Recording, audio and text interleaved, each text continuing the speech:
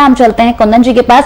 कुंदन जी, जिस तरीके से कोरोना को लेकर लगातार हम लोगों के सामने आ रहे हैं, लगातार लोगों को जागरूक भी कर रहे हैं, लोगों को अवेयर भी कर रहे हैं किस तरीके से आपको इस कोरोना से बचना है, जिसमें हमारे साथ आज यहाँ पर खान सर भी जुड़ेंगे। और साथ ही खान सर को हर कोई जानता है, काफी ज्यादा फेमस है, काफी ज्यादा प्रसिद्ध है और उनकी बातों से, उनकी एडवाइस से काफी लोग प्रेरित भी होते हैं।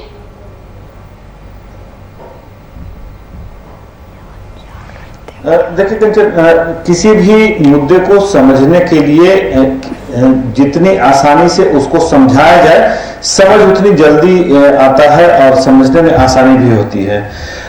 बेसिकली आज हमारे साथ जो हमारे विशेष मेहमान जुड़ने वाले हैं, उनके बात करने का अंदाज, उनके समझाने का अंदाज इतना अनोखा, इतना निराला है कि वो जो बताते हैं उसके साथ जिन उदाहरणों के साथ वो तमाम मुद्दों को एक्सप्लेन करते हैं, वह उनके छात्र हों या बाकी उस मुद्दे पर सुनने देखने वाले दूसरे लोग हों, उन्हें फट से उनकी समझाई गई, बताई गई बातें समझ में आ जाती हैं।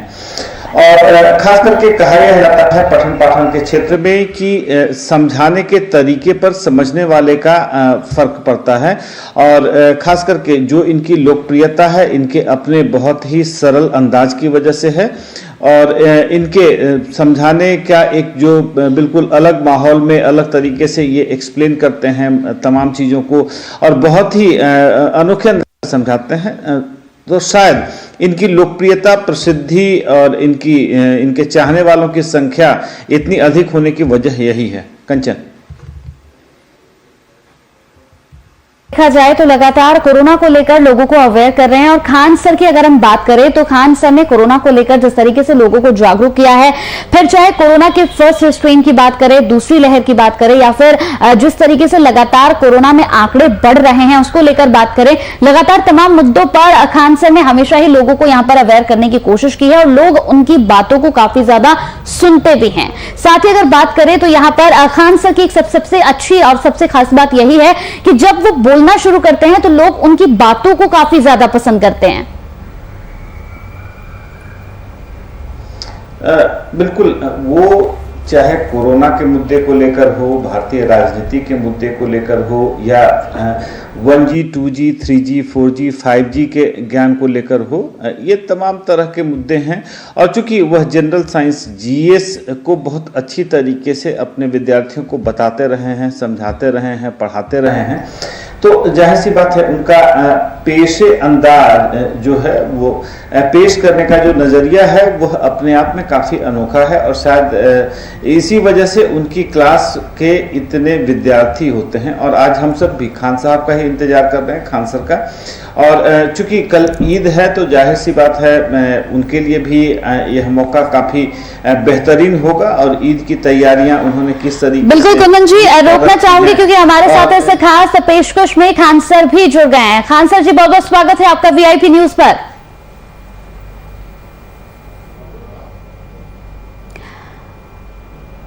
खान सर, सबसे पहले मैं आपसे एक सवाल पूछना चाहती हूं, जिस तरीके से सवाल क्या बल्कि आज इस हमारी खास पेशकश में आप ही की क्लास है, आप ही मेंटोर हैं और आप ही इस क्लास में आज अपनी बातों को रखेंगे।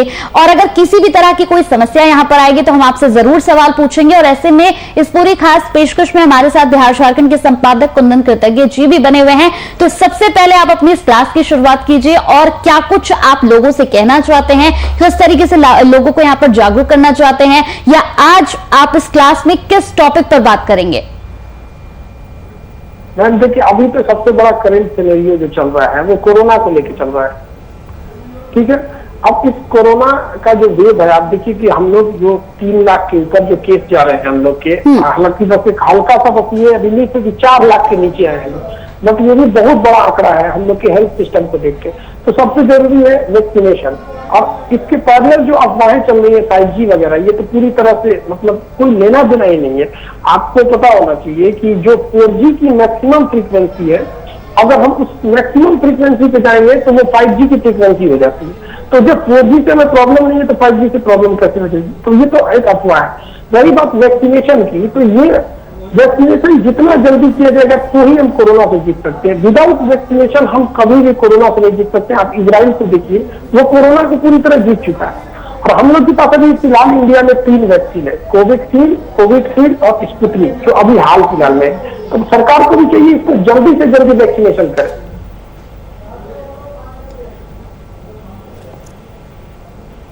बिल्कुल, इसके साथ ही अगर यहाँ पर खान सर बात करें, जिस तरीके से वैक्सीन को लेकर हम बात कर रहे हैं, यहाँ पर वैक्सीन को लेकर भी कई तरीके की असमंजस की स्थिति सामने आती है। जैसे यहाँ पर अगर बात करें तो लोगों के बीच में एक ये भी भ्रम है कि हमें कौन सी वैक्सीन लगानी है, यानी लोगों के बीच में एक ये भी स्थिति है कि आखिर हमें वैक्सीन कौन सी लेनी है, इसे लेकर भी लोग कई सवाल पूछते हैं। देखिए, वैक्सीन लेना कौन सा है कौन सा नहीं है, सबसे आपको बराबर फायदा होने वाला है। जैसे आप ये देखिए, जो हम लोग के पास अभी सबसे ज्यादा पैमाने पर लग रहा है, आधार पुना वाला की जो कंपनी बना रही है कोविशील्ड, 82% इसकी, लगभग 80% इसकी एफिकेसी है, 80 से 81%। और जो हमारा अपना कोवैक्सीन है, इसका भी 82% है। दोनों में बहुत कम नहीं। और कोवैक्स ये जो स्पुतनिक है, इसका 91%। तो देखिए, 100% तो कोई सेफ नहीं है। दुनिया की कोई भी आप वैक्सीन लगा लीजिए, आपकी जान बच जाएगी। ऐसा नहीं है कि आपको कोरोना नहीं होगा, बट ये है कि आप वेंटिलेटर पे नहीं जाएंगे, आपको ऑक्सीजन लगाने की जरूरत नहीं पड़ेगी, आपको हल्का खांसी बुखार होगा और सही हो जाएगा। जिनको वैक्सीन लग गया ना, उन्हें कोरोना होगा पता भी नहीं चलेगा, सही हो जाएंगे। लेकिन यहाँ पर गवर्नमेंट सबसे बड़ी गलती क्या कर रही है, ये गवर्नमेंट जो है वो सबसे बड़े पैमाने पर उतार रही है कोविशील्ड को। अब आप वाला की जो कंपनी है, एस्ट्राजेनेका और ऑक्सफोर्ड जिसे मिलकर बनाए। देखिए, अभी जो हमारे पास 3 वैक्सीन है, इसमें सबसे कम अगर एफिकेसी देखेंगे तो कोविशील्ड की, और सबसे ज्यादा टाइम यही लेता है। आपको अगर इसमें 81% एफिकेसी चाहिए तो आप बिलीव नहीं करते, आपको 3 महीना वेट करना पड़ेगा। यानी अगर आप इसको 80 दिन का गैप करके अगर आप लगाइएगा, तब जाके ये 81% मिलेगा। जो डॉक्टर जैसे हम लोगों ने फर्स्ट फेज में अपने कोरोना वॉरियर्स को, जो फ्रंट लाइन वर्कर थे डॉक्टर को, उन्होंने हम लोगों ने 28 दिन के अंतराल पर लगा दिया। तो जब आप कोविशील्ड को 28 दिन के अंतराल पर लगाते हैं तो उसमें केवल 54% आपको सुरक्षा मिलती है। इसमें आप अक्सर सुनते होंगे कि 2-4 डॉक्टर भी इंफेक्टेड हो गए। हालांकि बहुत बैड न्यूज नहीं था, जो इंफेक्टेड हो गए बहुत जल्दी रिकवर भी हो गए। और डॉक्टर से तुलना एक आम आदमी को कराना बेवकूफी है, क्योंकि डॉक्टर दिन रात उस कोरोना मरीज के बीच में रह रहा है, वो हवा में नहीं रह रहा है, कोरोना के बीच में रह रहा है। तो उनको हो गया वो एक अलग मैटर है, हम लोग को होना एक अलग मैटर है। हम लोग भूले भटके अगर मोहल्ले में कोई आ गया तो आ गया, इस बेचारे डॉक्टर को सोचिए तो मौत से खेल रहे हैं दिन रात कोरोना के सामने, तो लोग उनसे तुलना कर रहे हैं, उन्हें हो गया तो हमें भी हो जाएगा। अजीब बेवकूफी है लोगों की। तो यहाँ गवर्नमेंट ने क्या हुआ, बाद में उन्होंने कहा कि देखो भैया 28 दिन पे नहीं, हमें 42 दिन पे लगाना है। और आप 2 से 3 दिन का वेट कीजिए, गवर्नमेंट के पास ये डाटा जाने वाला है कि हम लोग को जो वैक्सीन लगवानी है वो 12 से 16 हफ्ते के अंतराल पर, यानी 80 दिन के लगभग में। तो 80 दिन आप जब वेट कीजिएगा तब इतना मिलेगा। जबकि हमारा जो है, जो इंडिया में बनाया है कोवैक्सीन, उसको केवल 28 दिन का गैप चाहिए, उसे 28 दिन के गैप पर आप ले सकते हैं। तो हमारे हिसाब से तो गवर्नमेंट को कोवैक्सीन को ज्यादा प्रमोट करना चाहिए, जबकि हमें कोवैक्सीन को बनाने के लिए किसी से परमिशन नहीं लेनी है, ना ही कोई मतलब पेटेंट चाहिए। और कोविशील्ड को बनाने के लिए तो केवल एक ही कंपनी के पास लाइसेंस है, हमारे पास 3000 बनाने वाली कंपनी, हमें इन्हें ज्यादा प्रमोट करना चाहिए। और स्पुतनिक को बनाने के लिए 6 कंपनियां, तो इसको 21 दिन सबसे जल्दी काम करती है आपकी स्पुतनिक। देखिए, यहाँ वैक्सीन चुनाव में केवल आपको टाइमिंग का सवाल है, काम सब इक्वल करेगी, कोई अंतर नहीं आएगा। एक आम इंसान के लिए कोई भी वैक्सीन लगा लीजिए, आंख बंद करके काम करेगी। इवन की नोवावैक्स या जो 60% काम करने वाली वैक्सीन है जॉनसन एंड जॉनसन अमेरिका की, वो भी काम करेगी। वो जो चाइनीज वैक्सीन है, वो हजमोला है उस चाइनीज का, उसको वैक्सीन करके जो बेच रहा है वो सिनोवैक, वो भी काम करेगा उसमें।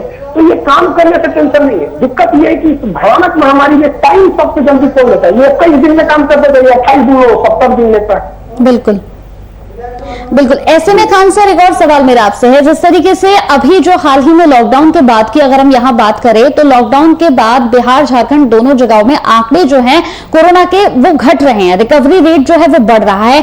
ऐसे में लोगों को अभी और ज्यादा अवेयर होने की जरूरत है, क्योंकि जो अगर हम पहली लहर की बात कर लूं और बैक में जाऊं तो पहली लहर में क्या हुआ था, जैसे जैसे स्थिति थोड़ी सी सुधरी थी सर, उसके बाद लोग अवेयर होना बिल्कुल यहाँ पर छोड़ चुके थे। यानी आप उनके चेहरे पर मास्क भी नहीं देखेंगे, सैनिटाइजर का इस्तेमाल भी भूल गए थे। तो कहीं ना कहीं अभी भी लोगों को बहुत ज्यादा अवेयर होने की जरूरत है।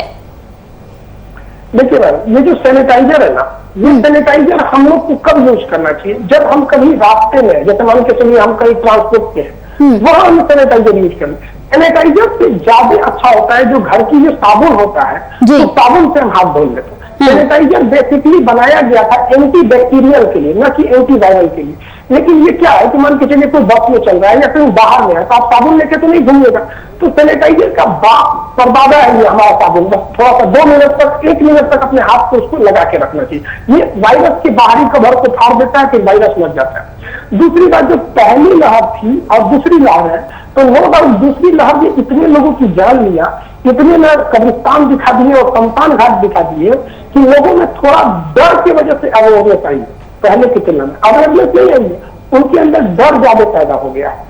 अब रही बात लापरवाही की, तो कोरोना में हम लोग आज यहाँ पहुंचे हैं, इसके लिए केवल और केवल अगर जिम्मेदार है तो हम लोग लापरवाही जो की है, चाहे वो चुनाव के समय की लापरवाही हो, चाहे वो कुंभ के समय की हो, या अभी जो देख रहे हैं हम लोग खरीदारी हो जाएगी ईद वगैरह की, इसकी हो जाए, किसी भी चीज की आप पर्टिकुलर किसी को नहीं कह सकते। हम लोगों ने लापरवाही किया, उसी का नतीजा।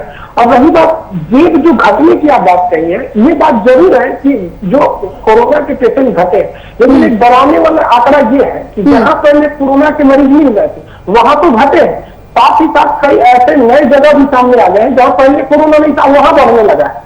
तो ये क्या फायदा होगा कि एक जगह से घट के दूसरी जगह बढ़ने लगे? बिल्कुल। तो इसमें लोगों को अवेयर होने की जरूरत है, और हम शुरू से कह रहे हैं 15 से 20 मिनट तक ही मेन कंट्रोल करना है। इसके बाद फॉल ये गिरेगा, कोरोना बहुत तेजी से जाएगा ये नीचे।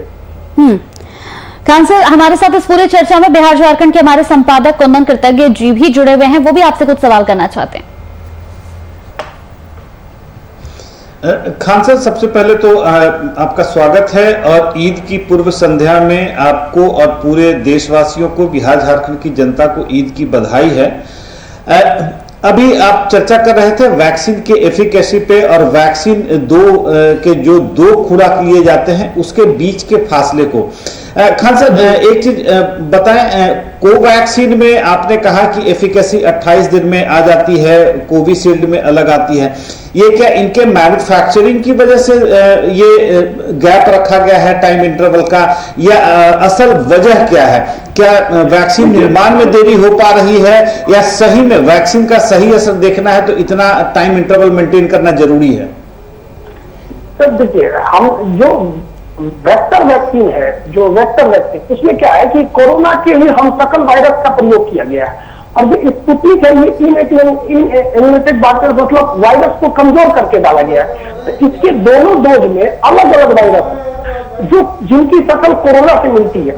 तो वैक्सीन क्या करता है, आपको बीमारी से नहीं बचाता है, वैक्सीन वैसा ही शकल बना लेता है जैसा ओरिजिनल वायरस होता है, और आपकी जितने भी डिफेंस फोर्सेज लगी है हमारे शरीर के अंदर, जिसे हम एंटीबॉडी कहते हैं, सबसे जाके वो झगड़ा कर लेता है, जिससे कि वो फोर्स जो हमारे अंदर की एंटीबॉडी है उसका शकल पहचान ले। अब वैक्सीन जो है वो नकली शकल है, अपनी शकल नहीं है। अब डिपेंड करता है किसकी वैक्सीन अच्छी, मतलब किसने हूबहू कोरोना के शकल का ही वैक्सीन बना दिया है। तो जो हम वैक्सीन डालते हैं ये एक्चुअली में ये कोरोना के शकल की दवा होती है जिसे हमारा शरीर पहचान जाता है।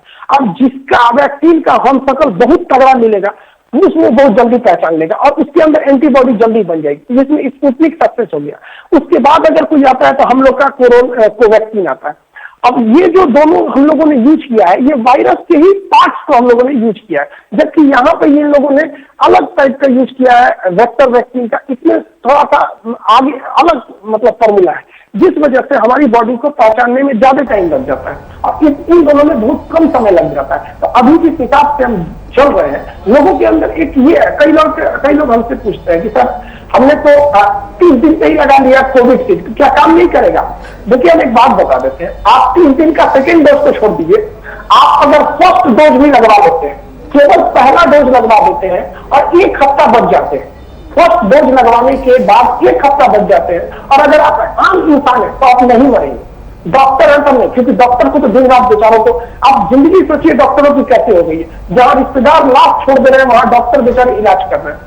तो इससे घबराने की बात नहीं है कि किसकी एफिकेसी ज्यादा है या कौन कम देता है। एक आम इंसान के लिए कोई भी वैक्सीन लगाकर बस 1 हफ्ता इंतजार कर लीजिए, 1 हफ्ते में वो एंटीबॉडी बना लेगा और मरने से वो बचा लेगा। इसलिए इस पर घबराने की बात ही नहीं है। बात ये आती है कि यूटिलाइजेशन की, जो हमारा अपना है उसे गवर्नमेंट अच्छे से यूज नहीं कर रही है।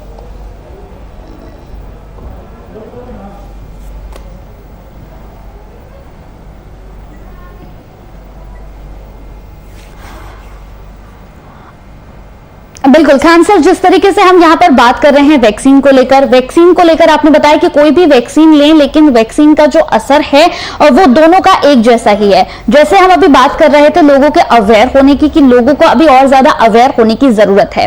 एक आपसे सवाल मेरा, जिस तरीके से राज्य सरकार लगातार प्रयास कर रही है कि इस संकट से लोगों को बाहर निकाला जा सके, लगातार यहाँ पर वैक्सीन को लेकर भी प्रयास किए जा रहे हैं, क्या आपको लगता है कि जो ये प्रयास किए जा रहे हैं ये काफी है? नहीं मैडम, ये तो मतलब किसी को प्यास लगा है, आप चम्मच से पानी पिला रही है, वही हाल हो गया यहाँ पर। आप अगर ग्राउंड रियलिटी देखिएगा तो हम लगभग 60 से 70 ऐसे वैक्सीनेशन सेंटर पे हम खुद इंडिविजुअली लोगों को मतलब पता किए, तो उन्होंने कहा कि सर यहाँ तो वैक्सीन ही नहीं है, हम लगवाने के लिए तैयार है, वैक्सीन ही नहीं है।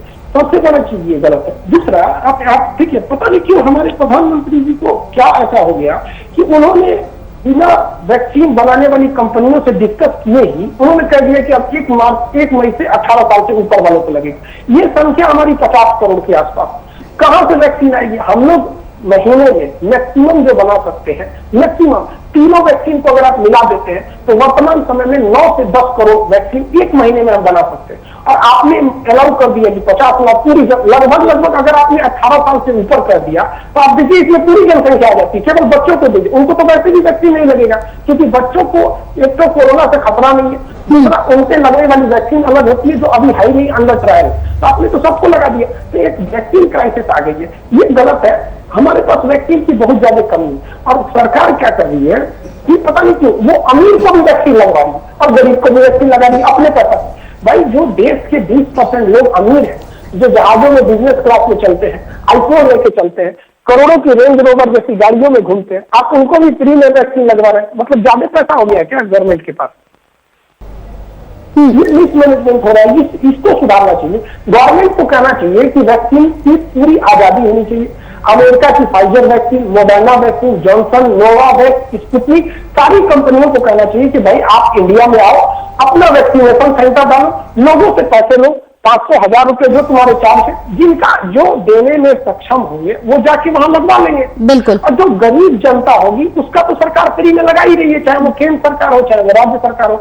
जिस देश के पास हेल्थ सिस्टम खराब हो, गवर्नमेंट की इकोनॉमी डूब रही हो, उस गवर्नमेंट ने 130 करोड़ लोगों को वैक्सीन लगवाने का वादा करे। अजीब हाल है ये तो, मतलब समझ में नहीं आ रहा कौन डिसीजन, कौन सलाह दे रहा है हमारे प्रधानमंत्री को। खान सर, एक और सवाल आपसे, जिस तरीके से अभी हम कोरोना पे बात कर रहे हैं और बड़ी अहम चर्चा, बड़ी अहम बातचीत हो रही है, इसके बीच एक और यहाँ पर बड़ा अहम सवाल है कि एक तरफ यहाँ पर लोग कोरोना महामारी से ही जूझ रहे हैं, उससे लड़ रहे हैं, उस संकट से निकलने का प्रयास कर रहे हैं, लेकिन ऐसे में बिहार में अब ब्लैक फंगस की एंट्री भी हो गई है। ब्लैक फंगस की वजह से भी यहाँ पर अब लोगों के सामने कई परेशानियां आने वाली हैं, कई यहाँ पर 2-3 केसेस भी सामने आ चुके हैं। इससे किस तरीके से बचा जाए सर? देखिए, ब्लैक फंगस की अभी दवा भी अप्रूव हो चुकी है। ये ब्लैक फंगस अगर हो गया ना तो ये कोरोना से ज्यादा खतरनाक है। आप ऐसे समझिए कि अगर 100 लोगों को ब्लैक फंगस होगा ना तो उसमें 50 लोगों को मरना फिक्स है, और अगर 100 लोगों को कोरोना हुआ तो 3 लोग मरेंगे, 97 बच के जाएंगे। तो एक हिसाब से अगर आप देखेंगे तो ब्लैक फंगस में जो डेथ रेट है वो काफी ज्यादा है, तो अगर आप कोरोना से तुलना करें। लेकिन इसके डेथ रेट आप बच सकते हैं जब आप अर्लियर पता चलेगा तब। ये ब्लैक फंगस सबको नहीं होता है, फंगस बहुत ही कमजोर होते हैं, ये बैक्टीरिया वायरस की तरह खतरनाक नहीं होते, लेकिन ये कमजोर इंसान भी उस पर हावी हो जाता है जो जिसका बॉडी खुद से कमजोर हुआ। अब हमारी बॉडी कमजोर होने के 4-5 रास्ते। अगर हमें कोरोना हुआ है, जस्ट मतलब 1-2 हफ्ता हुआ कोरोना से ठीक हुए, तो हम लोग की बॉडी पहले से कमजोर है, तो उनमें कोरोना ये ब्लैक फंगस का खतरा है। या फिर जो हाई एस्टेरॉइड दिया गया, हमारे बॉडी में जो एस्टेरॉइड दिया जा रहा है जिसे डेक्सामेथासोन हम कहते हैं, ये क्या करता है? ये हमारी जो बीमारी से लड़ने की क्षमता है उसको कम कर देता है, उसको सप्रेस करके बैठा देता है, कहता है कि तुम शांति से रहो, हम लड़ते हैं। तो हमारे बॉडी के इम्यून सिस्टम को कमजोर कर देता है। लेकिन मजबूरी है, कोरोना में हाई पावर का हमको स्टेरॉइड, वो भी आईवी यानी इंटरवेंस में नस के थ्रू दिया जाता है। तो जिनमें ये हाईवी दिया गया है उनमें खतरा है। तो आपको भी पता है कि जिन्हें कोरोना है उन्हें कोई हाईवी स्टेरॉइड दिया गया है। तो ये जो 2 बातें कहे हैं हम, ये एक्चुअली में एक ही बात है। इसमें एक और बात देखिए, अगर कोई कोरोना में सीरियस है तो उसे ऑक्सीजन से दिया जाता है या वेंटिलेटर दिया जाता है। तो उसमें जो लिक्विड फ्लो कराया जाता है उसका टेम्परेचर कम रहता है, उसमें मॉइस्चराइजेशन ज्यादा रहता है, जिसकी वजह से वहां फंगस लगने की संभावना ज्यादा रहती है। हमारे अगल बगल में बहुत सारे फंगस है। आप ब्रेड जो होता है, जो खाने वाला ब्रेड होता है, आप उसको 2 दिन तक मेज पे छोड़ के देखिए, पूरा फंगस छाप लेगा, लेकिन हमारी बॉडी पे नहीं छाप पाता है क्योंकि हमारा एंटीबॉडी उसको मार देता है यहाँ। तो कोरोना में 3 खतरा हो जाता है। एक, उसे उसकी कोरोना ने इम्यूनिटी कमजोर कर दी, दूसरा उसने स्टेरॉइड लेके अपनी इम्यूनिटी को खुद ही सप्रेस कर दिया, और वेंटिलेटर या ऑक्सीजन के ज्यादा यूज से इस पे खतरा हो जाता है। इसके अलावा ऐसे लोग जिनके डायबिटीज, शुगर बहुत हाई लेवल पर है उन्हें, या फिर जिनका इम्यूनिटी का प्रॉब्लम है जैसे HIV वगैरह, जिन पे हाईली इम्यून सिस्टम कम है, तो ऐसे 6 लोग खतरे में आते हैं। इसकी पहचान सिंपल सी है कि ये शुरुआत नाक से ही होता है, क्योंकि नाक में ना नमी भी रहती है और नाक के अंदर लाइसोजाइम कम होता है, जिस वजह से वो कीटाणुओं को नहीं मार पाता है। मुंह में लाइसोजाइम होता है। जब तक हम जगे रहते हैं हमारे लार के अंदर लाइसोजाइम और टाइलिन ऐसे होते हैं जो हमारे कीटाणुओं को मार देते हैं। लेकिन आप खुद सोचिए कि अगर हम रात में कुछ भी न खाएं और हम बेड पर सो जाते हैं तो सुबह उठते हैं तो मुंह गंदा हो जाता है, क्योंकि वो लार जो बन रहा था सलाइवा वो एंटीबैक्टीरियल होता है, वो उसे नहीं मार पाया। जबकि रात में हम कुछ नहीं खा रहते फिर भी सो के उठते तो मुंह गंदा हो जाता है, तो वो नाक के रास्ते जाता है। इसकी पहली पहचान क्या होती है? नाक में हल्का धब्बा होने लगता है अंदर से, जो दिखता नहीं, लेकिन नाक से हल्का पानी आता है, और उस पानी को अगर देखेंगे तो वो सर्दी की तरह नहीं रहता है, उसमें हल्का ब्राउन होता है, वो हल्का भूरा होता है, और यहाँ हल्का सा नाक के बगल में यहाँ पर हल्का सा दर्द होने लगता है, और आंख, उसके बाद वो पहुंचता है आंख में, आंख हल्का लाल होगा, उसके बाद स्वेलिंग आएगी। जब स्वेलिंग आने लगी तो ये रिस्क हो जाता है। उससे बेटर है कि जो लोग इस चीज के शिकार हैं, कोरोना हुआ हो, वेंटिलेटर पे गए हो, स्टेरॉइड लगा हो, शुगर के हाई शुगर हो जिन्हें, या HIV जैसे हो, उनमें ये खतरा है, आम आदमी में नहीं है। उसकी पहचान, अगर नाक ज्यादा निकल रहा है, पानी आ रहा है उसमें से ब्राउन कलर का, तो ब्लैक फंगस। इसकी दवा है, बट होता क्या है कि ये पहचान में कब आती है? जब स्वेलिंग होने लगता है, मुंह पे छाले पड़ने लगेंगे ब्राउन कलर के, जब आंख फूलने लगेगा, तब तो वो बहुत लेट कंडीशन हो गया, फिर तब तो बहुत सीरियस हो जाएगा। तो कोशिश करना चाहिए जब नाक से फ्लूइड आ रहा है तभी हम इसका जांच करा ले। और ये सबको नहीं कराने की जरूरत, हमने बताया ना कि 6-7 लोग हैं जिनको ये इस कैटेगरी में आते हैं, बस उन्हीं को दिक्कत है। खान सर, एक सवाल बताएं, अभी तक जो मामले सामने निकल कर आए हैं उसमें जिनको भी ब्लैक फंगस की शिकायत हुई है वो डायबिटिक पेशेंट रहे हैं और कोरोना पेशेंट रहे हैं। ये दोनों का जब कॉम्बिनेशन होता है तब अधिकतर केसेस में यही देखा गया है कि उन्हें ब्लैक फंगस की शिकायत हुई है। तो ये डायबिटीज और ये कोरोना, इन दोनों का जब कॉम्बिनेशन हुआ है तो उसके बाद क्या वजह होती है कि ब्लैक? देखिए सही सर, आपने बताया, हम जो अभी बता रहे थे कि हाई शुगर जिन्हें रहेगा उन्हें ब्लैक फंगस की खतरा है। अब इंडिया के ये डॉक्टर्स लोगों को डिसाइड करना चाहिए, क्योंकि हमारी बात हो रही थी, मतलब 2-4 डॉक्टर थे जो इंडिया के बाहर के, जैसे US में है या फिर UK में है या UAE, कतर, बहरीन में, गल्फ कंट्री के कुछ डॉक्टर से मेरी बात हो रही थी। उन्होंने बताया कि हम लोग डे फर्स्ट पे कोरोना पेशेंट को इंसुलिन दे रहे थे, उसे शुगर है या शुगर नहीं है उसका मतलब नहीं, वो फर्स्ट डे से उसे इंसुलिन दे रहे थे, जैसे भारत में स्टेरॉइड के रूप में डेक्सामेथासोन दे रहे थे। इंसुलिन क्या करता है? शुगर को कंट्रोल करके रखता है। जैसे हमारे शरीर में कोरोना होता है वो शुगर इंसुलिन को कम कर देता है। जैसे हमारे शरीर में इंसुलिन कम होगा हम शुगर के मरीज होने लगेंगे, अगर है नहीं तो होने लगेंगे, और अगर शुगर के मरीज है तो जानलेवा खतरा हो जाएगा। इसलिए वो इंसुलिन को बढ़ा दे रहे थे। अब हमारे यहाँ इंसुलिन को प्रीफर ही नहीं किया गया, जिनको व्हाइट वोट केवल इसलिए कर दिया गया कि जिंक की मात्रा बढ़ा दी जाए। तो अगर हम ब्लैक फंगस को देखते हुए, अगर हम गल्फ कंट्री के मॉडल या यूरोपीय मॉडल को देखते हैं, अगर हम लोग उस पेशेंट को इंसुलिन भी साथ देते हैं तो कोरोना तो कंट्रोल रहेगा ही, साथ में शुगर लेवल भी कंट्रोल रहेगा। शुगर लेवल में हमारी इम्यूनिटी कमजोर हो जाती है, हम लड़ नहीं पाते हैं। पहला समस्या ये। कोरोना हुआ तो और इम्यूनिटी कमजोर हुआ। कोरोना से बचने के लिए स्टेरॉइड डाले, जो दवा दिया गया वो खुद ही आपकी इम्यूनिटी को कमजोर करता है, कहता तुम हट हम लड़ेंगे। 3 चीज, उसमें से ऑक्सीजन लग गया, नमी गई, फंगस अंदर जाएगा, उसके बाद आपका वेंटिलेटर लग गया। तो उस बेचारे जो जिसको शुगर है और वो कोरोना है उनमें ये खतरा है। लेकिन फिर बताते हैं इससे बहुत ज्यादा सबको ये नहीं हो सकता, जिनमें एकदम इम्यूनिटी कमजोर है उन्हीं को हो सकता है। इम्यूनिटी के लिए विटामिन सी, जब आप कोरोना से रिकवर हो गए तो इसका मतलब लापरवाही कर रहे हैं। आपको विटामिन सी खट्टे फल को प्रॉपर मात्रा में दीजिए, वो खुद ही फंगस से लड़ लेगा। लेकिन इसको पहले स्टेज में पकड़ना बहुत जरूरी होता है। खान सर, अब चूंकि ये ब्लैक फंगस पे हमने बात कर ली, वैक्सीन पे बात कर ली, अब एक नई समस्या लोगों के दिमाग में आ रही है कि कोरोना के तीसरे स्ट्रेन का भी खतरा है।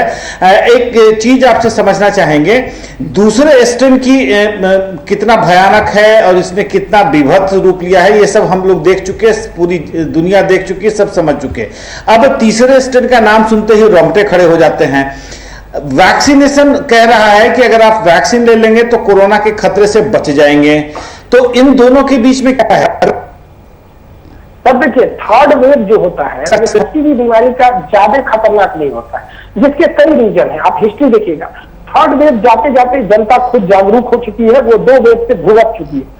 थर्ड वेव जाते जाते हमारा हेल्थ सिस्टम भी कुछ ठीक हो चुका रहता है। दवाइयां जैसे रेमडेसिविर, डेक्सामेथासोन वगैरह वगैरह की जो किल्लत थी, वो जब तब तक इंसान कमर कस चुका रहता है, ऑक्सीजन वेंटिलेटर की कमी को पूरी कर चुकी होती है।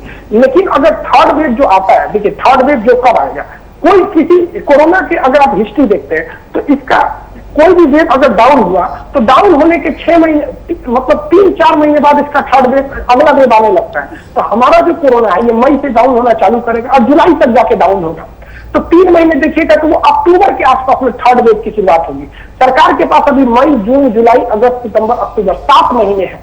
अगर हर महीने हम 10 करोड़ डोज बनाते हैं तो 7 महीने में 70 करोड़ डोज बना सकते हैं, और हमने ऑलरेडी लगभग 20 करोड़ लोगों को लगा दिया है। तो अक्टूबर तक अगर हम अपने 100 करोड़ आबादी को वैक्सीनेट कर देते हैं तो हम थर्ड वेव से कुछ नहीं हो सकता है। थर्ड वेव खांसी जुकाम की तरफ चली जाएगी।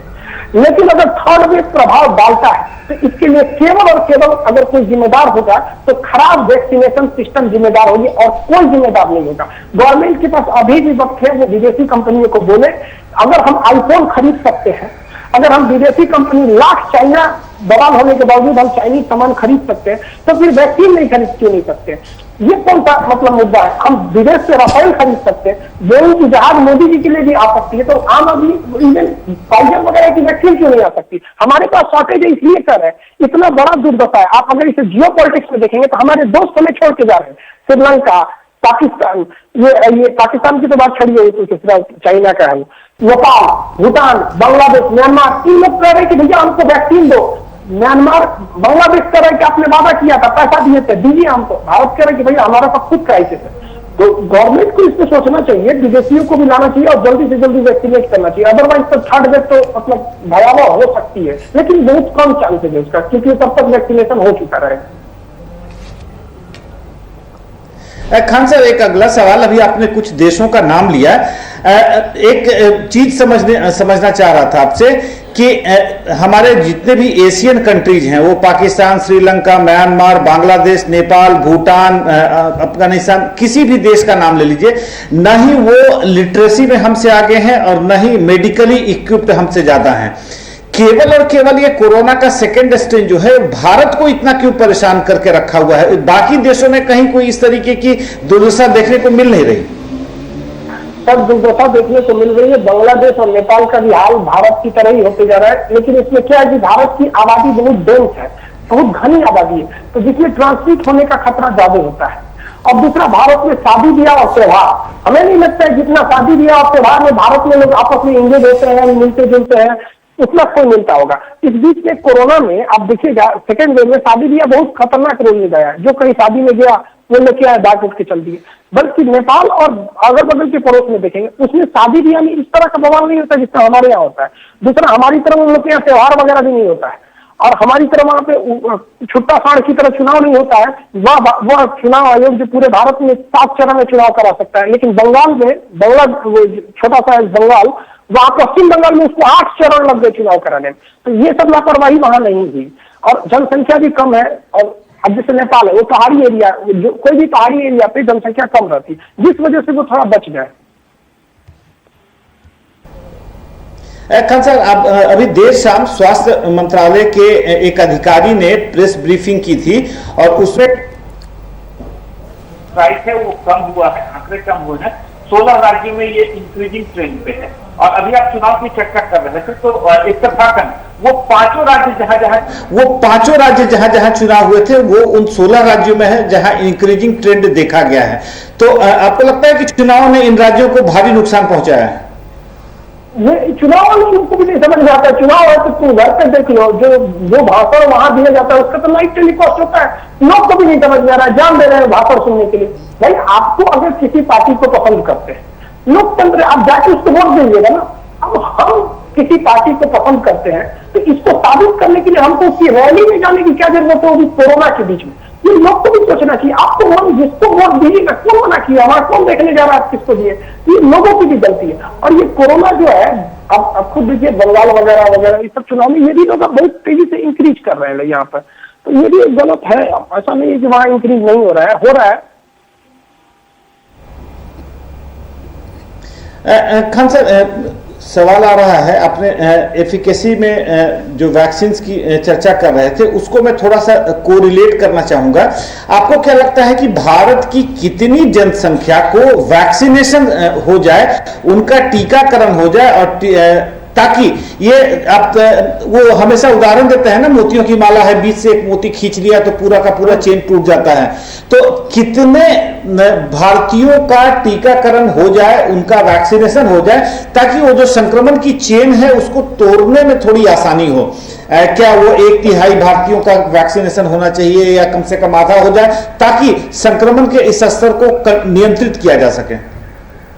तब देखिए, वैक्सीनेशन को कंट्रोल करने के लिए आप देखेंगे, अगर आप देश की 60% भी जनसंख्या को वैक्सीनेट कर देते हैं, लेकिन एक चीज ध्यान रखिएगा, अगर आप 60% जनसंख्या को वैक्सीनेट कर देते हैं, साथ ही साथ आप भारत के जो 10 मेन सिटी है जहां लोगों का आवागमन है, जैसे दिल्ली है, लखनऊ है, पटना है, कलकत्ता है, रांची है, मुंबई है, इंदौर है, भोपाल है, बेंगलोर है, चेन्नई, हैदराबाद, जहां लोगों का कनेक्टिविटी ज्यादा है, तो जो बड़े शहर है, बड़े शहर 15 से 20 बड़े शहर जहां कनेक्टिविटी बहुत ज्यादा है, इसको आप 100% वैक्सीनेट कर दीजिए। दिल्ली को वैक्सीनेट करने में क्या जाता है, 2 करोड़ जनसंख्या है, आप पैरामिलिट्री में जितना पैरा नर्सिंग है वहां पर आप देखिए, आर्मी है, बीएसएफ है, सब का क्वार्टर दिल्ली में ही है, तो उनकी मेडिकल फोर्स को उठाइए और एक साथ मान के चलिए 1 हफ्ते में उसको वैक्सीनेशन में निपटा सकते हैं वहां पर। तो बड़े जितने शहर है जहां से कनेक्टिविटी है उसको तो हर हाल में 100% वैक्सीनेट करना है, क्योंकि अगर कोई दिल्ली का चौराहा पे आदमी है जो वहां पर मान के चलिए कुछ बेच रहा है, अगर वही वैक्सीनेट है तो वहां पे तो झारखंड से आएंगे, अलग अलग स्टेट से आएंगे, लेके जाएंगे वहां पे। आज गांव में जो कोरोना फैला है इन्हीं महानगरों से लोग लेके आए हैं, वहां गए थे काम करने। तो मेजर सिटीज को अगर हम 100% वैक्सीनेट कर दे, उसके बाद अगर हम 60% भी आबादी को अगर हम वैक्सीनेट कर देते हैं तो थर्ड वेव पता भी नहीं चलेगा, बहुत ज्यादा घातक नहीं होगा, वो फर्स्ट वेव से भी नीचे चला जाएगा, उसका पीक तक मतलब हाई भी नहीं जाएगा वो। गांवों की स्थिति खान सर इस बार देखने को आ रही है कि पहला वेव जो था वो गांवों को उतना बुरी तरीके से प्रभावित नहीं किया था, इस बार गांवों में भी संक्रमण फैल रहा है। अब देखिए सर, पहला वेव जो था आपको बचने का टाइम दिया, आपके सोने की शक्ति खत्म हो जाती थी, टेस्ट चला जाता था तो आपको पता चलता था, लेकिन ये वाला नहीं, जब आपका 70% लंग्स खत्म हो जाता है तब पता चलता है, तो 30% में कितना दिन झेलिएगा। ये कोरोना बहुत साइलेंटली जा रहा है, अदरवाइज में जैसे गांव को करता था यहाँ भी करता है। पिछले फर्स्ट वेव में बहुत से लोग संक्रमित हुए गांव में, पता भी नहीं चला उन लोग को, सही भी हो गए। ये वाला जो म्यूटेंट है ये ज्यादा खतरनाक है। गांव के लोगों को क्या सलाह देंगे आप, क्योंकि हमारे जो दर्शक हैं वो गांव ग्रामीण इलाकों में भी फैले हुए हैं, उनको क्या सलाह देंगे, क्योंकि अभी तक उन तक सही तरीके से जागरूकता फैली ही नहीं है। बहुत सारे लोग तो इसे आम सर्दी बुखार, सर्दी जुकाम समझकर उसका इलाज करवा रहे हैं, और गांव में जो व्यवस्था है झोला छाप डॉक्टरों की, तो उनकी चांदी हुई पड़ी है। देखिए, कोरोना में जब सबसे बड़ा चीज है कि सिम्टम्स आपको पता चले, लगातार 5 दिन से बुखार है, हल्का सी खांसी भी है, बुखार अगर रात में ठंड लगने लगता है कंटिन्यू 5 दिन से, तो समझ जाइए कि आपको कोरोना है। आप इसके लिए मान के चलिए कि आप कोरोना इन्फेक्टेड है, तो आप उसी दिन से आइसोलेट हो जाइए और जल्दी से जल्दी आप डॉक्टर के पास जाइए। अगर कोई 5वां या 6वां दिन डॉक्टर के पास चला जाता है कोरोना मरीज, तो उसके मरने की संभावना ना बराबर, लेकिन लोग जाते हैं कब है 10वां दिन, जब उसको सांस फूलने लगता है तब। अब डॉक्टर क्या करे, भगवान थोड़ी है वो, कितना रिकवर करेगा, आपके फेफड़ा में जगह ही नहीं। अब फेफड़ा ऐसा चीज है, वहां से किसी चीज को निकाल भी तो नहीं सकते हैं ना वहां पे। तो ये जरूरी है कि जितना जल्दी से जल्दी जागरूक हो। 5 दिन तक कंटिन्यू बुखार है और हल्का सा ठंड लग रहा है, मतलब दिक्कत है, उसको दिखाना चाहिए, जांच कराना चाहिए। ऐसे में जांच की बात हमने कर दी, गांव के लोगों के लिए उन्हें अगर टीकाकरण वैक्सीनेशन के लिए उनको अगर इंकरेज करना है, उन्हें टीका केंद्रों तक बुलाना है, उनके लिए क्या सलाह देंगे आप? क्योंकि आपकी बातों को लोग बड़े गंभीरता से सुनते हैं, खास करके बिहार झारखंड के परिवेश में रहने वाले लोग। देखिए, वैक्सीन से जो लोग डर रहे हैं ना, वो उनका कहना है कि फला आदमी वैक्सीन लिए थे और मर गए। वो आप ही बात को जान रहे हैं। हम कम से कम 10 ऐसे लोगों को जानते हैं जो वैक्सीन लगाने के बाद मरे थे, लेकिन वो लोग अलग बात। देखिए क्या हुआ कि उन लोग को समझा रहे थे, हम भी बहुत मतलब कि भाई वैक्सीन ले लो, वैक्सीन ले लो। वो लोग कहते थे कोरोना क्या है। जब उन्हें कोरोना हो गया ना, तो कोरोना होने से पहले लोग बहुत जान देते हैं, जब हो जाता है ना तो होश ठिकाने चला आता है। तो उन लोगों को कोरोना हो गया। अब ये लोग कहे किससे, तो इन लोग को लगा कि सरकार फ्री में वैक्सीन लगवा ही रही है, चलते हैं वैक्सीन लगवा ले। अब वैक्सीन लगवाए, उसके बाद मर गए। तो वैक्सीन से थोड़ी मरे हैं, उनको तो कोरोना हुआ था। आग लगने के बाद आप कुआं खोदिएगा, कहेंगे कि पानी से आग लग गया। भाई आपको पहले से ना रेडी रखना है वहां। तो इस वजह से जितने लोग का तबीयत खराब हुआ है या जो मरे हैं, वो इस वजह से मरे। वो छुपाते हैं कि उनको पहले से कोरोना था। और वैक्सीन लगने के बाद बुखार आना, ये वैक्सीन का साइड इफेक्ट नहीं, वैक्सीन का ये इफेक्ट है। अच्छी बात है, जिनमें बुखार तेज आया उनमें वैक्सीन जल्दी काम करेगा। जिनमें बुखार कम आया या फिर बुखार नहीं आया, उनमें वैक्सीन थोड़ा 10-12 दिन लेट से काम करेगा। और मान के चले किसी को वैक्सीन लगा और तुरंत उसको बुखार आ गया हल्का सा, ये वो, तो उसको तो खुश होना चाहिए और कि मेरा तो 7 दिन बाद वैक्सीन काम करने लगेगा, अब हम तो बहुत अच्छे से कोरोना से बच जाएंगे। अब जिसको बुखार नहीं आया वो सोचिए कि उसको 10-15 दिन बाद काम करेगा। क्योंकि बुखार तब आता है जब हमारे शरीर को ये लग जाए कि बाहर से कोई बीमारी आया है, वो उससे लड़ता है। बुखार कैसे है, जैसे हम लोग कहीं हमला हो जाता है तो हम लोग सायरन बजाते हैं ना, तो शरीर में कौन सा सायरन है? कोई सायरन ही नहीं है। तो एक ही चीज है शरीर का सायरन, बुखार। बुखार से तो पूरा शरीर गर्म हो जाएगा, तो पूरी आर्मी हमारी जग जाएगी, कौन आया कौन आया। तो वैक्सीन के बाद अगर बुखार आया तो मतलब हमारी पूरी बॉडी जग गई कि कोरोना इसका शकल पहचानो, शकल पहचानो। और पहचान जाएंगे सब। 1 हफ्ते बाद वो इंतजार करेंगे, तो कौन है कोरोना आएगा तो कहेंगे इसी शकल का, तो छूट दे इसको, छूट देंगे सब। तो वैक्सीन लगाना जरूरी है। देहात के लोग को तो और जल्दी जरूरी होना चाहिए। भाई आप लोग को डर किस बात का लगता है? हम लोग तो ऐसे कहते थे देहात का आदमी डरता नहीं है, कैसे बात करते हैं वैक्सीन से डर रहा है। हाँ सर, वैक्सीन लगाने के हाँ बाद सर, वैक्सीन लगाने के बाद किसी को बुखार आ रहा है, किसी को नहीं आ रहा है, किसी को बदन दर्द हो रहा है, अलग अलग तरह के सिम्टम्स लोगों में आ रहे हैं। तो क्या ये माना जाए कि सब के अलग अलग इम्यून सिस्टम होने की वजह से ये हो रहा है? देखिए, जिनमें बुखार आ रहा है, बदन दर्द हो रहा है, समझिए कि वो बहुत जल्दी उसका शरीर पहचान गया है। और जिनमें बुखार नहीं आ रहा है, उसको समझिए कि उसका 1 हफ्ता लेट लग रहा है। जैसे किसी ने एक तारीख को वैक्सीन लगवाया और उसको बुखार बदन दर्द आ गया, तो समझिए कि 7 तारीख से कोरोना को खोज रहा है कि आ जाओ ओरिजिनल कोरोना, छोड़ देंगे तुमको। और जिसको बुखार नहीं है वो 10 तारीख से खोजेगा। तो ये बहुत अच्छी बात है जिनको आ रहा है, इससे घबराने की क्या जरूरत है। और बुखार से लोग डर रहे हैं, गजब बात हो गया भारत में। खान सर, एक सवाल कि किन किन लोगों को वैक्सीन नहीं लेना चाहिए? क्योंकि मेडिकली कुछ ऐसे लोग हैं, कुछ ऐसे लोगों की श्रेणी है जिन्हें वैक्सीन नहीं लेने की भी सलाह दी जा रही है। आपके मुताबिक ऐसे कौन कौन से लोग हैं जिनको वैक्सीन नहीं लेना चाहिए? देखिए, कुछ हार्ट के पेशेंट हैं और कुछ केस में प्रेग्नेंट महिलाएं हैं और बाकी कुछ ऐसे पेशेंट हैं जिनको सीरियस प्रॉब्लम है, तो उन्हें अपने डॉक्टर से कंसल्ट करना चाहिए। क्योंकि कोई भी बीमारी में, जैसे हार्ट का मरीज है तो हम लोग तो समझते हैं कि उसको बेचारा हार्ट का प्रॉब्लम, लेकिन डॉक्टर को पता है कि स्पेशली किस टाइप का उसको प्रॉब्लम है। तो अगर सीवियर प्रॉब्लम है, लगातार 2-4 साल से दवाएं चल रही हैं, तो उसको डॉक्टर से एक बार कंसल्ट कर लेना चाहिए। डॉक्टर खुद ही बता देगा कि उसको लेना है या नहीं लेना है। कोरोना संक्रमित मरीज, खान सर, जिसको कोरोना हो गया हो, क्या वो वैक्सीन ले सकता है या कोरोना ठीक होने के बाद उसको लेना चाहिए या कितने दिनों के बाद लेना चाहिए? कोरोना संक्रमित मरीजों के लिए क्या सलाह? कोई जल्दी नहीं है। कोरोना से अगर एक बार जीत गए तो दोबारा भी जीत जाएंगे। आप आराम वेट कीजिए, वो लोग 3-4 महीना बाद लीजिएगा। हालांकि सरकार कह रही है कि अब 2 महीना बाद लीजिएगा, लेकिन सरकार के पास बहुत सारे मतलब मर्यादा होते हैं। उसको बोलने में क्या है कि एक नियम के तहत बोलना है कि कई चीजें सरकार बोलना चाहती नहीं बोल पाती, लेकिन हम लोग के ऊपर कोई नियम कानून नहीं लगता, तो सीधे कहते हैं कि भैया आप आराम कीजिए, एक ही बार अब कोरोना हो गया, ठीक हो गया ना, जुलाई अगस्त में लगाइएगा आराम से 2-3 महीना बाद। सबसे बड़ा वैक्सीन तो वही है कि कोरोना होकर ठीक हो गए।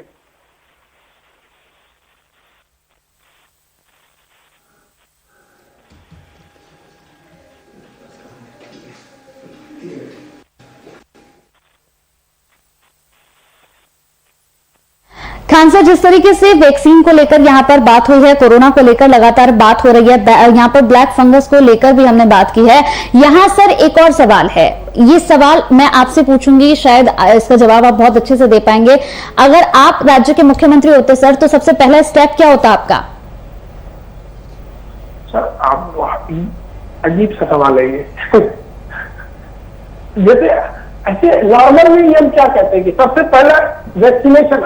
हम लोग को अगर हमारे इनफैक्ट हम आपको बात बताते हैं, जो चीज एक हाइपोथेसिस अलग बात, हम एज ए टीचर है, अगर सरकार हमसे कहती कि जनवरी के महीने में जिसको जिसको वैक्सीन खरीदना खरीद लो, एटलीस्ट हम खरीद के अपने स्टूडेंट को लगवा दिए रहते। मतलब हमारी सबसे फर्स्ट प्रायोरिटी होती कि हम वैक्सीन लगवाएं।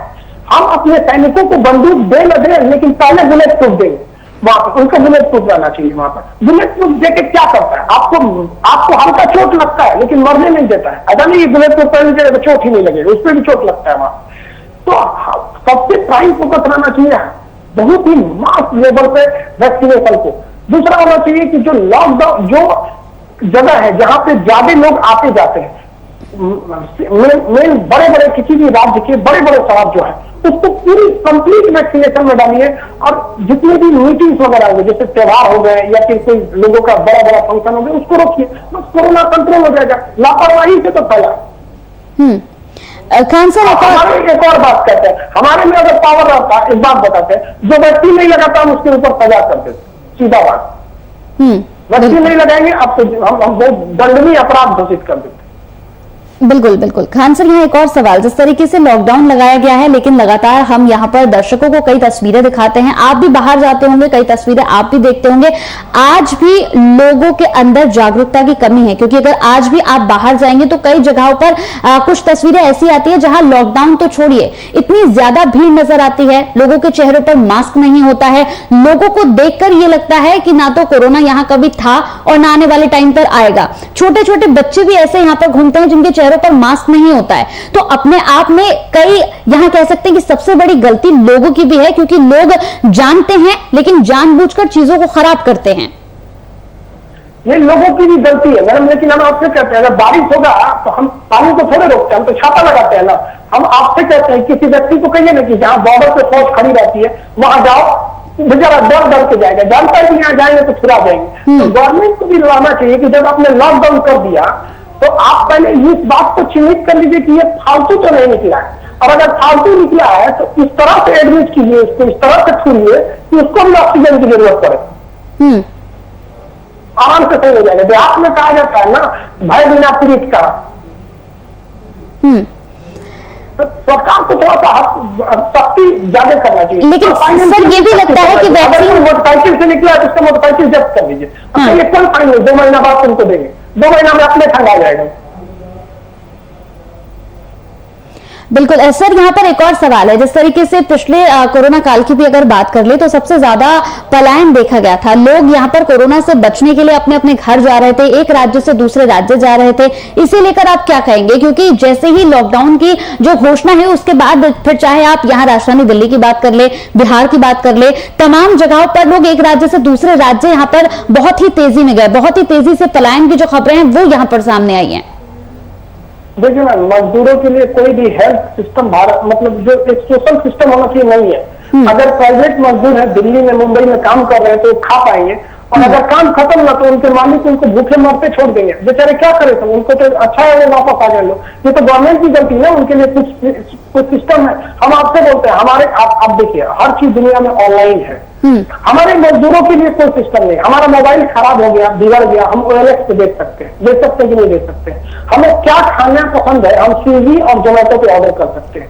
क्या ऐसा एक एप्लीकेशन आप मजदूरों के लिए नहीं बना सकते हैं? आप जहां पर है आपको अपने जिला का मजदूर दिखा देगा, आपको कारपेंटर चाहिए, आपको बढ़ई चाहिए, आपको क्या चाहिए, आप वहां देखिए, वहां जो मजदूर होंगे रजिस्ट्रेशन करेंगे। अब कोई मजदूर है आपको सेलेक्ट करना, आप उस पर क्लिक किया उसको वहां ऑफलाइन दिखा देगा कि भैया ये आज सेटल हो चुका है। ऐसा कुछ है नहीं है। तो ये बहुत बड़ा सिस्टम का फेल्योर है कि एक आपको ऑनलाइन प्लेटफॉर्म होना चाहिए जहां पे वो आदमी इजीली अवेलेबल हो सके। और इससे क्या होगा, पब्लिक को भी फायदा है, उसको एकदम स्पेशलिस्ट मिल जाएगा, उस व्यक्ति को भी आराम से पता है कि भैया हमको एक दिन पहले बुकिंग हो जाती है। किस तरह से अब रेलवे में टिकट कैसे पहले बुक हो जाता है, उस तरह मजदूर की मजदूरी नहीं बुक होनी चाहिए, लेकिन कोई सिस्टम ही नहीं है तो क्या कहेंगे, बेचारा को ऑनलाइन करना पड़ता है, पैदल दिल्ली से आ जाना खिलवाड़ होता है। खान सर, यहाँ पर सिटी वैल्यू को लेकर अगर मैं सवाल पूछूं, सिटी वैल्यू से क्या कुछ फर्क यहाँ पर पड़ता हुआ नजर आ रहा है? कोई फर्क नहीं पड़ता। मैं सिटी वैल्यू मरीज के काम कर रही है, पता नहीं काहे मरीज देखता है। सिटी वैल्यू क्या बताता है, आपके शरीर में कोरोना कितना ज्यादा है। सिटी वैल्यू मतलब अगर आपका कम है मतलब कोरोना ज्यादा है। सिटी वैल्यू समझिए कि आप समझिए कि जैसे मान के चलिए कोई बिल्डिंग है, उसमें 50 कमरे हैं और हमें कहा गया कि उसमें आतंकवादी को ढूंढो। अगर हमने 30 कमरे ढूंढ लिया और उसमें आतंकवादी नहीं मिला तो हम लोग कह सकते हैं कि अरे यार जब 30 में नहीं मिला तो उसमें भी नहीं होगा, छोड़ो ना, ऐसे करते हैं कि नहीं। बस वैसे ही समझिए कि कोरोना में हम लोग 30 साइकिल को रन करते हैं। सिटी वैल्यू जो साइकिल थ्रेशोल्ड होता है 30 साइकिल रन करते हैं और ये देखते हैं कितना जल्दी कोरोना मिला। अगर किसी का 5 साइकिल से कोरोना मिल गया मतलब कोरोना ज्यादा था, और किसी का 25 सिटी वैल्यू आया मतलब बड़ी मुश्किल से कोरोना मिला। बाकी कोई दिक्कत नहीं। सिटी वैल्यू कम मतलब आपके फेफड़े में कोरोना ज्यादा, और सिटी वैल्यू अगर 25-26 है मतलब कोरोना कम है, फेफड़े में कोरोना कम, इसमें खुश होने की क्या बात है। तो एक हफ्ते में पूरा भर जाएगा, तो कब भर जाएगा कब हट जाएगा इससे आपको कोई घबराने की बात नहीं। सिटी वैल्यू ये डॉक्टर के लिए है, ये बताने के लिए आप पॉजिटिव है या नहीं, इससे पेशेंट को नहीं जाना चाहिए। यहाँ पर सवाल सर एक और है, जिस तरीके से सर अगर देखा जाए तो कई बार ऐसी रिपोर्ट्स भी सामने आई हैं, लगातार ये खबरें भी हमने दिखाई हैं यहाँ पर कि अगर आपका एंटीजन रिपोर्ट जो है वो आपका यहाँ पर पॉजिटिव आ जाता है और फिर आप इसके बाद आरटीपीसीआर टेस्ट कराते हैं जिसमें आपका जो है वो पॉजिटिव आ जाता है। यहाँ पर इसे लेकर क्या कहेंगे, क्योंकि लोगों के अंदर इसे लेकर भी कई सारे सवाल उठ रहे हैं। देखिए मैम, एंटीजन जो टेस्ट होता है वो 70% से 80% ही सटीक होता है, 100% वो सटीक नहीं होता है। रही बात आरटीपीसीआर की तो बहुत परफेक्ट होता है, लेकिन आरटीपीसीआर में समस्या क्या है कि किसी व्यक्ति को मान के चलिए वो गया महीने की 1 तारीख को, सपोज कीजिए वो 1 तारीख को गया आरटीपीसीआर चेक कराने। भारत में आरटीपीसीआर के रिजल्ट आ रहे हैं 3 से 4 दिन बाद, तो वो गया 1 तारीख को वो कोरोना नहीं था। जब वो सैंपल दे के आया तो उसको कोरोना नहीं था। 4 दिन बाद उसको रिपोर्ट मिलेगा कि तुम कोरोना नहीं है तुमको। आपको क्या पता है 4 दिन में ये इन्फेक्टेड नहीं हुआ होगा, किसी से कंफर्म हो सकता है वहां पर। तो ऐसे आप देखे होंगे कि बहुत से लोग का आरटीपीसीआर नेगेटिव था, फिर दोबारा कराए तो पॉजिटिव आ गया, क्योंकि वो जो गैप है ना टेस्ट कराने में और रिपोर्ट आने में, इसके बीच में भी आप संक्रमित हो सकते हैं। खान सर, एक सवाल है, लॉकडाउन की बात कर रहे थे, लॉकडाउन की चर्चा हम लोग तमाम सरकारों ने कर रखा है। लॉकडाउन में कुछ ढील दे रखी है, 10 बजे 12 बजे तक दुकानों को खोलने का, सब्जी बाजार दूध फल ये खोलने का आदेश दे रखा है। कुछ लोग सवाल पूछ लेते हैं कि क्या कोरोना संक्रमण 10 बजे तक नहीं फैलता, 12 बजे तक नहीं फैलता, क्या सुविधाएं जो दी जा रही हैं उससे संक्रमण का खतरा कम है, या क्या व्यवस्था कैसी होनी चाहिए? ये जो लोग सरकार से पूछते हैं 10 बजे तक कोरोना नहीं फैलता है, जब इतने ज्ञानी है तो घर में बैठे ना, जब आपको पता है 24 घंटा फैलता है तो आप काहे निकल रहे हैं। वो मजबूरी में दिया गया है कि बेचारा, अब जैसे दूध है, आप प्रोडक्शन उसका रोक नहीं ले सकते हैं। दूध जो होता है आपको 24 घंटे में बेच के हटाना होता है, खराब हो जाएगा। सब्जी है आपका 2 से 3 दिन तक बेचना है, बेच के हटाइए, नहीं तो सारी सब्जियां आप ज्यादातर आलू प्याज थोड़ी जो स्टोर करके रख लेंगे, टमाटर है, बैगन है, ये सबको जल्दी निकालना होता है। तो गवर्नमेंट को ये भी तो देखना है ना कि निकालना है। दूसरा कि अगर कंप्लीट लॉकडाउन करेंगे तो यही लोग चिल्लाने लगेंगे खाए क्या, मरे क्या, बेरोजगारी हो गई, या हो गया। गवर्नमेंट के पास जब देखिए, अब अगर आप गवर्नमेंट में नहीं है तो क्रिटिसाइज करना बहुत इजी होता है। ये हमारी ह्यूमन टेंडेंसी होती है, जब हमें दूसरे में कमी निकालना होता है ना तो खुद को वकील समझ जाते हैं, और जब अपने अंदर कमी निकालने की बात आती है तो जज समझ जाते हैं ऐसे नहीं, ऐसे होना चाहिए। लोगों को क्या जरूरत है निकलने की, आप क्यों सोच रहे हैं, आपको पता है ना कोरोना है, घर में रहिए।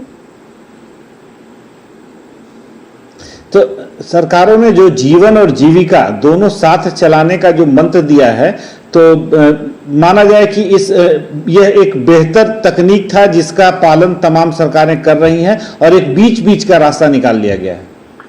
बिल्कुल बीच का ही रास्ता था, लेकिन फिर भी लोगों के रोजगार चले गए हैं। जो बेचारे दिहाड़ी मजदूर से काम करने वाला, जो रिक्शा चलाता था, कहाँ से लाएगा, उसको जीविका कहाँ से मिलेगा? ठेला चलाने वाला को कहाँ से मिलेगा जीविका? बेचारे इन लोग की जिंदगी बहुत मुश्किल है। अब इसीलिए लोगों को सोचना चाहिए जितना जल्दी कोरोना खत्म होगा तो अर्थव्यवस्था पटरी पे आएगी। फर्स्ट वेव के बाद कितने अच्छे से हमारा देश चलने लगा था, जनवरी फरवरी मार्च का महीना, 2 महीने तक हम लोग बहुत अच्छे से देश को ले गए थे, हमारी जीडीपी भी उठने लगी थी, फिर उठने लगेगा। बिल्कुल खान साहब, बहुत बहुत शुक्रिया, आप हमारे साथ इस चर्चा में जुड़े और इस चर्चा में जुड़ने के बाद कोरोना को लेकर यहाँ आपने जागरूक किया लोगों को, साथ ही अपनी बातों को रखा, अपनी क्लास को आपने यहाँ पर जिस तरीके से समय दिया उसके लिए बहुत बहुत शुक्रिया आपका हमारे साथ जुड़ने के लिए। हमारे बिहार झारखंड के संपादक कुंदन कृतज्ञ जी हमारे साथ जुड़े थे। कुंदन जी, आपका भी बहुत बहुत शुक्रिया। इसी के साथ हमारी खास पेशकश में इतना ही। नमस्कार।